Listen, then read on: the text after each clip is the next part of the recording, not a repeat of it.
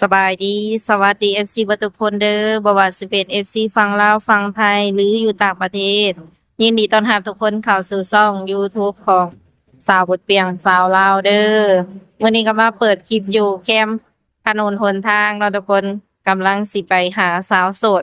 ซึ่งว่าสาวโสดคนนี้กับผู้เจ้าผู้งามเป็นตาหักตาแพงเนาะแต่ว่าเรื่องเนื้อในหรือว่าข้อมูลของเพิ่นอันนี้ทางสาวเวียงเองก็ยังบ่ทันฮู้เนาะชื่อเสียงเรียงนาม หรือ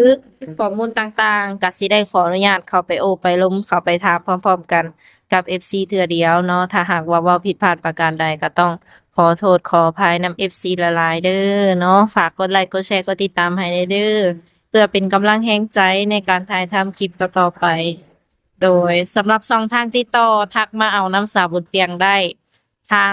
เฟซหรือไลน์ก็ได้เนาะทักมาได้ทุกคนเลยสบายดี โดยสบายดี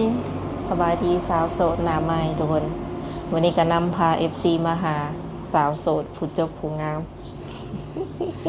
ขออนุญาตถามน้องหลาซื้อแนวใด ซื้อนุ่นอายุจักปีตอนนี้ 18อืม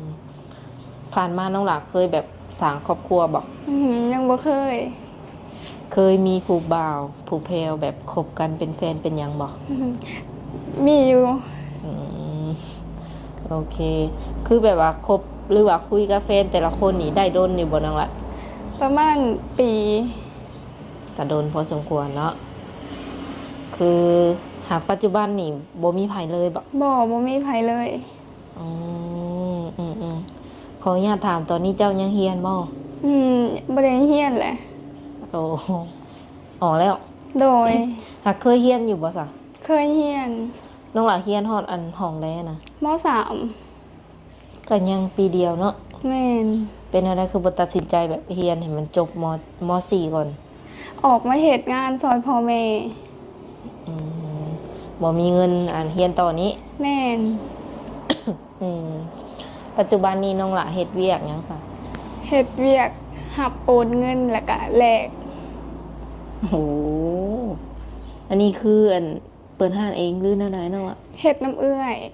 อืมเฮ็ดได้จักเดือนแล้ว เดือนกว่า โอ้โหโดยเป็นแนวใดโอเคอยู่บ่ โอเคอยู่ เงินเงินเดือนนี่ได้ซะเดือนหนึงน้องหละได้ประมาณเท่าไหร่ ประมาณ3 ล้านนี่แหละ อ๋อก็ประมาณ 4,000 เกือบ 5,000 บาทเนาะ โดย อืมอันนี้บ่ได้แม่นบ้านเจ้าบ่ซะ เงินเอื่อย มาอันเฮ็ดบ้านมาเฮ็ดเวียกอยู่บ้านนี่บ่ โดย แต่ว่าบ้านเกิดแท้ๆบ่ได้อยู่นี้ แม่น อืมคือเฮ็ดเวียกอะโอเคอยู่ติ โอเค เด้อเวลาเข้าเวียกของน้องนี่จักโมงหาจักโมง เขา7:30เลิก7:00 นแรง อืม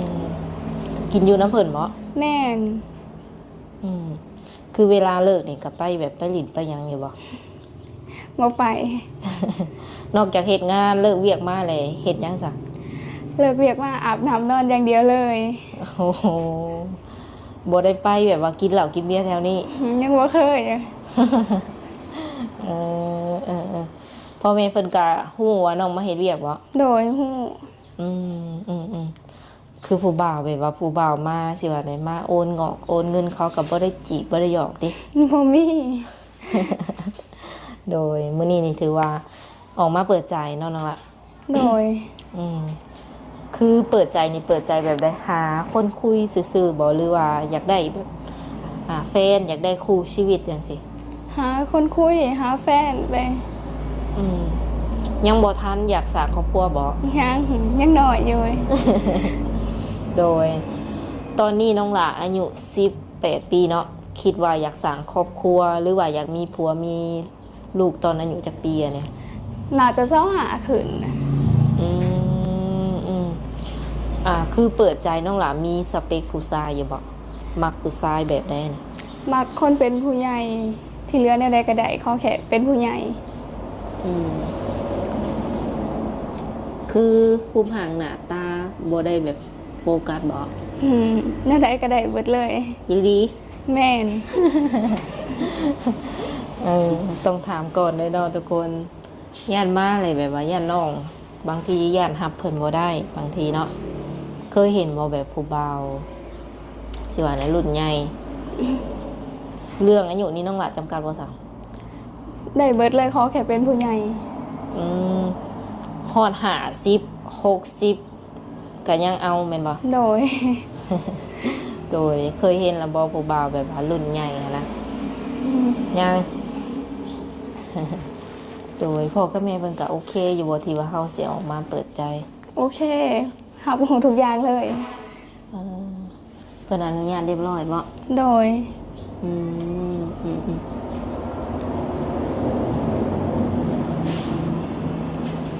อ่าเป็นอะไรสำแบบว่าคือออกมาเปิดใจนี่เห็นในคลิปบ่หรือว่าหมู่ครูแนะนำเนาะล่ะ เห็นในคลิปแล้วก็มีหมูครูแนะนำแน่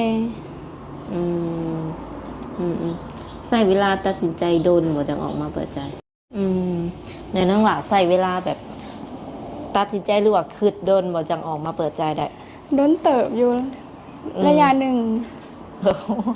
แรกๆนี่เป็นอะไรแบบว่าย่านบ่หรือว่ายังอาย อาย อืมหากตอนนี้นี่เป็นอะไรสักความรู้สึกตอนนี้ ตอนนี้ก็อายนิดนึง เอออันนี้น้องหลาบ่เคยเปิดใจจากเถื่อเนาะ เทื่อแรก อืมอันนี้เป็นครั้งแรกหรือว่าครั้งทำอิฐของน้องเพิ่นทุกคนเลยในคนที่สิเข้ามานี่อยากได้คนที่ว่ามีอาชีพการงานเฮ็ดเท่านั้นบ่หรือว่าชาวไร่ชาวนาก็ได้คือกัน เศร้าให้เศร้าหน้าก็ได้คือกันบ่จำกัดเลย อืมนับตั้งแต่หุมหางหน้าตาจนอายุแล้วก็หน้าที่การงานก็คือบ่ได้โฟกัสเนาะแม่นแล้วว่าน้องหลา โดย อืม เลยแบบสิว่าแนวใดคือน้องหลานนี่เฮ็ดงานจังซี่นี่กะทรงสิมีเวลาคุยกับเพิ่นอยู่บ่ มีนิดนึงอ่ะ เพราะว่า7:00 นหา7:00 นแรงเนาะสมมุติว่าน้องหลาเข้าเวียกนี่เพิ่นสามารถโทรมาได้บ่บางช่วง โทษในบางช่วงเวลาลูกค้าว่าเขา อืมบ่ฮู้อันแสดงว่าบ่ฮู้ว่าต้องให้โทรช่วงไหนบ่นี่ แม่ คือตอนเที่ยงน้องหลาบ่ได้พักว่าค่ะ คือแบบตลอด แบบว่าระยะ7:00 นหา7:00 นแรงนี่แบบว่าประจำการตลอด แม่น คันสมมุติว่าเฮาคุยโทรศัพท์นี่หัวหน้าเพิ่นบ่ให้ติ บ่ให้ มีแต่เฮาต้องใช้โทรศัพท์ในการงาน โอ้ อืมคือความหมายว่าเวียกที่น้องเฮ็ดน่ะต้องเอาโทรศัพท์น้องใช้นำ โดยแม่น อืม ต้องได้โอนเงินต้องได้แบบถ่ายสลิปอหย่างเนี้ย อืมคันว่ามีโทรศัพท์หลายเครื่องยังว่าเครื่องนี้ไล่เนาะ โด แล้ว ย ก็เครื่องนี้ก็คือคุยโทรศัพท์บ่ อันนี้เครื่องเดียวรับจบเลย แต่ละมื้อได้สานอนดึกอยู่บ่ ประมาณ 2-3 ทุ่มก็นอนแหละ เพราะว่ามื้อเช้าต้องได้ตื่นเฮ็ดเวียกแต่เช้า อืมคือผู้บ่าวที่สิเข้ามานี่น้องหลายอยากคุยกับผู้บ่าวทางใดเป็นพิเศษบ่ น่าจะไทยก็ได้ อืมไทยอันนี้คือหมักในใจแม่นบ่ โดย คันสมมุติว่ามันแบบเนื้อคู่เฮา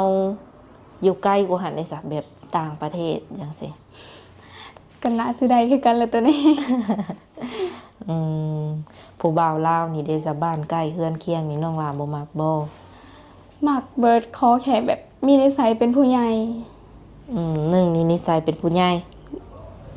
ขอถามเด้อแบบใดอันน้องบ่มักที่สุด น่าสิคนคิดตัวมั้ง หนึ่งขี้ตัวบ่ โดย มีบ่สอง น่ะสิผู้สาวหลาย แบบหลายใจ แม่น ผู้ชายแบบมักไปหลินไปเที่ยวด้วยจ้ะ อันนี้ปกติรับได้เบิด กินเหล้ากินเบียร์สูบยาหยังได้บ่ ได้เขาแค่บ่หลายเกินไป เออได้ประมาณนี้เพิ่นว่าบัดส่วนโตแบบโตน้องเองนี่นะเป็นคนนิสัยแบบใด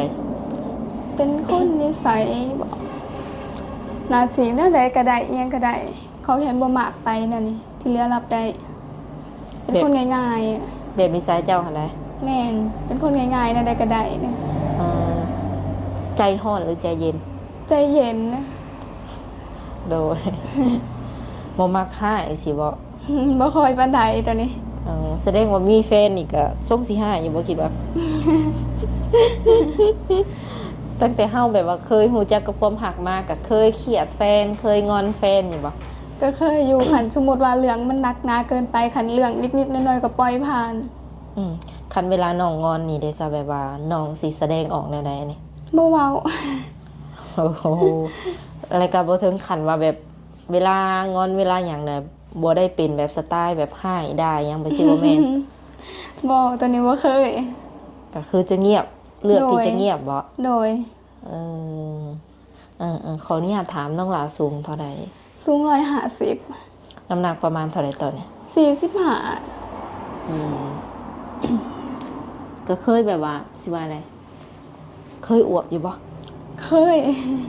ตอนนี้นี่ถือว่าลงมาแล้วเนาะ โดย เคยแบบว่าอวบสูงสุดนี่ประมาณเท่าไหร่นี่ เพราะว่านัก53นี่แหละ ขออนุญาตถามเกี่ยวกับเพื่อนซ่านบาดนี้เนาะคือน้องหลามีไอ้น้องกันอยู่จักคน มีน้อง2 คน เออมีน้อง2เลยกับเจ้า โดย รวมเลยแม่น3 คน โดย จะเป็นลูกกกติ แม่น เออน้องอะค่ะเป็นผู้หญิงหรือผู้ชาย ยิ่งหนึ่งชายหนึ่ง ก็เจ้ายังเฮียนบ่หรือว่าออกเฮียนคือกั ยั น งเรียนอยู่ ออกแต่น้องผู้เดียวติ โดย พ่อกับแม่นี่เฮ็ดอาชีพหยังเป็นหลักน้องละ เห็ดหน้าเห็ดมันเห็ดแบบตาม ฤดูกาลภาษาวันนอกน่ะเห็ดหน้าเห็ดมันเห็ดสวนมันประมาณนี้ แบบว่าสิว่าในแบบรับราชการเป็นตำรวจทหารหยังแบบสิบ่ได้เห็นเนาะ ออกมาหาเงินซอยพ่อแม่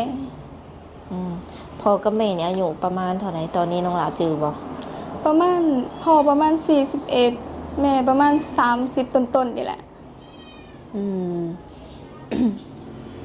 คือแบบส่วนในพ่อกับแม่เพิ่นก็ค่อนข้างว่ายังหนุ่มเนาะน้องละ ยังหนุ่มอะนะและคิดว่าพ่อกับแม่นี่เพิ่นสิรับได้บ่สมมุติว่าน้องนี่มีแฟนอายุหลาย หับได้เพราะว่าเขาเคยบอกกับพ่อกับแม่เขาแหละ เพิ่นว่าแนวใดน้องละ เพิ่นบ่ได้ว่าจังใดขอแค่แบบเฮามักเพิ่นก็มักแนวนี้ โอ้บัดโตของน้องเองเด้อถามตรงๆได้เนาะ ทรงสิบ่อายคนบ่ บ่หาย บ่มีหยังให้เป็นตาอาย โอ้เอออายุเป็นเพียงตัวเลขเนาะ โดย โดยคันน้องเพิ่นจริงใจแท้ทางเฮาก็ขอให้เพิ่นแบบว่าพอฮักแท้ไวๆเนาะคือเวลาคุยกันนี่คิดว่าจะใช้เวลาโดนบ่จังสิตัดสินใจได้ว่า คนนี้แม่นคนนี้ยังบ่แม่นประมาณนี้นะ มันต้องขึ้นอยู่กับคนว่าเฮาคุยแล้วมันเป็นแนวใดคันสมมุติว่าแม่นมันก็ใช้เวลาบ่ดนน่ะคันสมมุติว่าบ่แม่นก็คือบ่แม่นเลย กำหนดบ่ได้บ่ ว่าจักเดือน ก็ประมาณ3 เดือนมั้งเพราะว่าใช้เวลาดูใจเนาะ ประมาณ3 เดือนก็น่าสิฮู้แล้วแมันบ่ โดย สมมุติว่าคุยไป3 เดือนนี่เฮาบ่โอเค มีวิธีบอกเพิ่นบ่ บ่โอเคก็บอกตรงๆบอกตรงๆว่าแนวนี้บ่โอเคเฮาไปเข้ากันบ่ได้ก็เว้าไป อืม การบอกเพิ่นไปตรงๆได้เลยแม่นบ่ แม่น โดยที่นี่เนาะคันว่าเพิ่นเห็นน้องหลาแล้วเห็นอยู่ในคลิปแบบสินะแล้วเพิ่นอยากมาเบิ่งตัวจริง อยากมาเห็นแบบตัวเป็นๆให้มาบ่ ให้มาได้มานั่งกินข้าวมานั่งเล่นน้ำกันได้บ่มีหยังเกินเลยได้ คือในการมานี่สามารถแบบ YouTube สามารถพามาได้เลยบ่หรือว่า ได้เลยสามารถพามาได้เลย อ๋อโบนัสก็ได้เนาะ แบบปลอมตัวมาเป็นลูกค้า แล้วนั่นก็ได้คือกัน แบบปลอมตัวมาเป็นลูกค้าเพิ่นเนาะทุกคน เฮ็ดตั้งตีว่ามาแลกเงินหากันเนาะคือน้องหลานจะประจำอยู่หน้าห้านเลยแม่นบ่ แม่นประจำอยู่หน้าอาหารเลย สามารถเว้าไทยหรือว่าต่างประเทศได้บ่ สามารถเว้าไทยได้แต่ว่าต่างประเทศเว้าบ่ได้ คือการสื่อสารนี่อีหยังภาษาลาวภาษาไทยนี่เขียน เขียนได้โดยเขียนได้ภาษาลาวภาษาไทยเขียนได้ อาทิตย์หนึ่งนี่น้องหลามีมือพักบ่ ยังบ่มี โดยว่าสิชวนไปลินนั่นแหละเนาะยัน FC ชวนไปลินไปหยังอะนะอันนี้คันว่าเพิ่นจะแบบว่าชวนไปลินไปเที่ยว เพิ่นให้แบบพาไปลินบ้านเฮาประมาณนี้เนาะลางานได้บ่ ล่าได้ มือใดที่ว่าเฮาลางานนี่แม่นถูกตัดเงินบ่หรือว่าบ่ได้ตัด บ่ได้ตัด โดยก็ครอบได้โดนๆเทื่อแบบนี้บ่ หึ แบบว่าโดนๆเทื่ออะไรครอบได้ โดยขอบได้คันเฮาเมื่อยเฮาก็สามารถบอกเกยได้ว่าเฮาเมื่อยเฮาขอ โดยว่าแล้วก็คือแบบว่าเป็นแบบพี่น้องกันนะเนาะแบบสามารถอิหยังเว้าอิหยังกันได้ประมาณนี้ แม่น อืมน้องหลาตั้งแต่แบบว่าใหญ่มาเนาะเป็นสาวปัจจุบันนี่เคยไปฝั่งไทยบ่ เคยเทื่อหนึงไปว่านซื่อนี่ไปนครพนมไปเล่นบุญน่ะ โอ้อันงานแบบว่างานบุญนี้ แม่น คือไปไวแต่น้องหลา คือว่ามือสุดท้ายกับวันจันทร์เนาะไพพาไป ไปกับป้ากับเอื้อย เป็นแนวไหนไปเห็นบ้านเพิ่น งามแห้ง อืมครั้งแรกของน้องเลยบ่ แม่น โอ้ไปข้างคืนบ่หรือว่าไปกลับน้องละ ไปกับ บ่ได้เมารถบ่ ก็คือไปแบบใกล้ๆก็ได้เนาะ โดยแม่น อืมคันว่าไปทำงานนี่น้องหลายังบ่ทันเคยไป ยังบ่เคยไป โดยเลเวียกที่เฮ็ดปัจจุบันนี่ก็เป็นเวียกแรกอีกบ่ หึแม่น คือตั้งแต่ใหญ่มาจนฮอดปัจจุบันนี่หากะลืมเฮ็ดเวียก โดย อ๋อเป็นอะไรเมื่อยบ่ งานบ่ค่อยหนักวันใดแล้วแต่มือลูกค้าเขาร้ายเขาหน่อย อืมทรงสิอดได้อยู่บ่ ได้ อ๋อก็คิดว่าจะเฮ็ดงานที่ว่าเฮาเฮ็ดปัจจุบันนี่โดนบ่หรือว่ามีแผนจะไปเฮ็ดงานตัวอื่นอีก หนาสิเฮ็ดงานปัจจุบันโดนเติบอยู่ อืมเลยเรื่องแบบว่าเวียกเพื่อนเวียกซ่านนี่น้องหลาก็เฮ็ดเป็นบ่ เฮ็ดเป็นเฮ็ดบ่เป็นอย่างเดียวคือเฮ็ดของกินอย่างประมาณนี้ ที่เหลือเฮ็ดเป็นเบิดอะ เห็นแล้วกินบ่เป็น โดย เห็นได้หนุ่มๆเฮาสิมีเงินมีสะอิหยังภรรยาเฮ็ดแนวกินให้ซะเนาะ อีหยังก็เฮ็ดบ่เป็นบ่ กันง่ายๆก็เฮ็ดเป็นขันยากหลายก็เฮ็ดบ่เป็นคือกันตัวนี้ จำพวกแบบแกงทอดหรือว่าผัดจังซี่เด้ ทอดได้ที่เหลือบ่ได้ ทอดไข่อหย่างแนวนี้ เออเอออยู่เพื่อนได้จะไปเป็นคนเฮ็ดน้องละ แม่เป็นคนเฮ็ด เออน้องละเฮ็ดหยังซอยเพิ่นซะ กวาดเฮือนล้างถ้วยหนึ่งเขาประมาณนี้ ได้อยู่คันแบบประมาณนี้ได้อยู่ แม่น ทุกอย่างเฮ็ดเป็นเบิดยกเว้นอันเฮ็ดแนวอยู่แนวกินติ โดย เฮ็ดให้เฮ็ดหน้าเด้ซะ ให้หน้ากายเฮ็ดเป็น แต่ละปีก็ได้เฮ็ดบ่นาน้องละ ได้เฮ็ด เป็นหน้าอันของครอบครัวน้องเองบ่หรือว่าไปหาเฮ็ดหน้าคนอื่น หน้าของครอบครัวน้องเอง โดยแต่ละปีนี่ได้ข่าวร้ายบ่สมมุติว่าเฮาเฮ็ด หลายได้ประมาณ200ประมาณนี้แหละ อ๋อเก่งอีหลีเนาะ เฮ็ดหน้าจักคนอันนี้ หลายเขาเจ้ามาซอยแน่ขันหลักๆก็คือประมาณ5-6คนประมาณนี้ จังพอจังอันชื่อว่าไงจังพอจังเฮ็ดได้ เพราะว่าหน้านี่ค่อนข้างหลายเนาะ1,200เนาะ แม่น มาเฮ็ด2-3คนนี่ป๊าดเมื่อยเด้ อันนี้ก็ได้แบบว่าคนมาซอย แม่น เลยเวลาแบบว่าได้ข้าวได้น้ำได้ปันให้เขาเจ้าบ่ โดยปันบางทีก็เอาเงินให้บางคนก็เอาเขาให้ประมาณนี้ โอ้แบบว่าเขาแบบเฮาตกลงกันก่อนบ่หรือว่าแล้วแต่เฮาสิให้ แล้วแต่เฮาสิให้เลย อืมๆน้องหลาเพิ่นอยากแต่งงานตอนอายุ25ปีว่าซั่นเนาะทุกคน สมมุติว่าเพิ่นอยากคบเป็นแฟนก่อนได้ซะ เป็นแฟนเนี่ยก็ได้เบิดตอนจักปีก็ได้เขาแค่แบบเขากันได้ประมาณนี้ อืมคบเป็นแฟนนี่หมายถึงแบบไปมาหาสู่กันกินข้าวกินน้ำกันจังซี่ได้ ได้ อืมคันมี FC แบบเพิ่นอยากชวนไปหลินบ้านเพิ่นน้องหล่ะ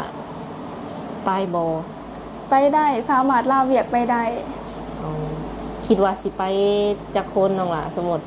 ก็น่าสิเอาป่ากับเอื่อยไปนำก่อนอย่างประมาณนี้ให้เราพาไปอย่างประมาณนี้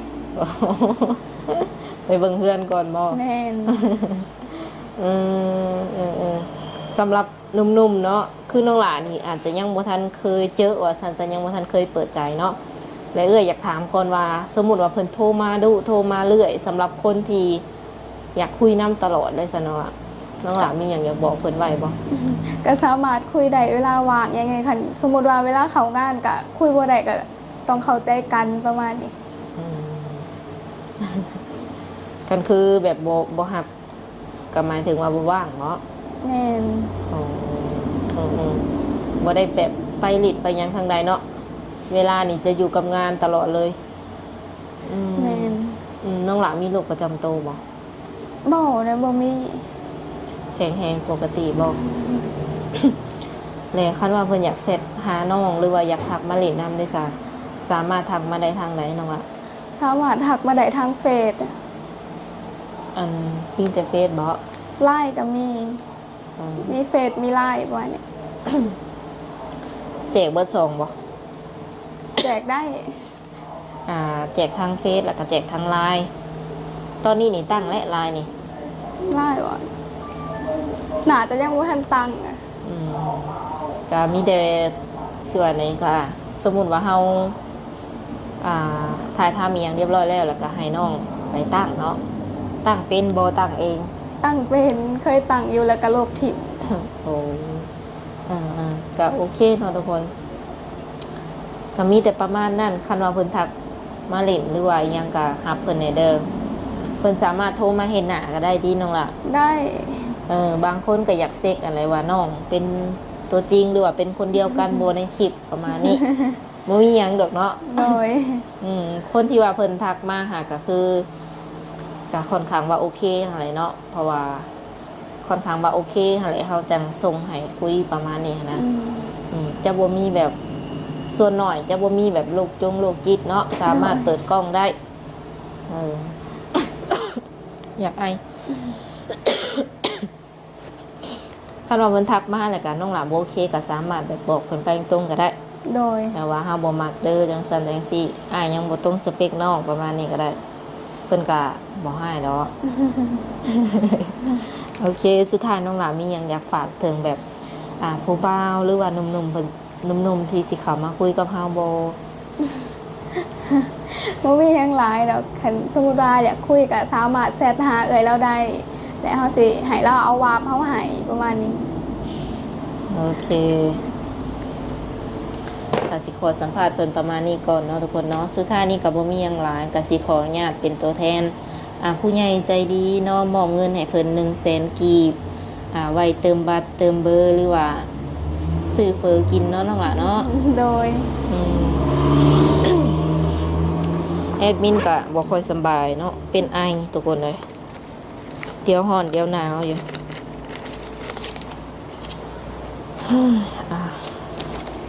โอเคน้องละ ขอบใจเด้อ เห็นบ่นี่2 ใบตี ต้องไป โอเคขอบใจอันอ้ายเพิ่นแน่น้องละ ขอบใจอายหลายๆเด้อ คือเพิ่นก็บ่ได้ฮู้จักเฮาเนาะแต่ว่าเพิ่นก็มีน้ำใจฝากให้สาวโสดทุกๆคนที่ว่าทายน้ำเอื้อยเพิ่นก็เป็นผู้ใหญ่ใจดีที่ซัพพอร์ต YouTube เอื้อยอยู่ตอนนี้เนาะแนวใดก็ขอให้น้องพ่อแบบว่าฮักแท้ไวๆเด้อ โดย โอเคสบายดี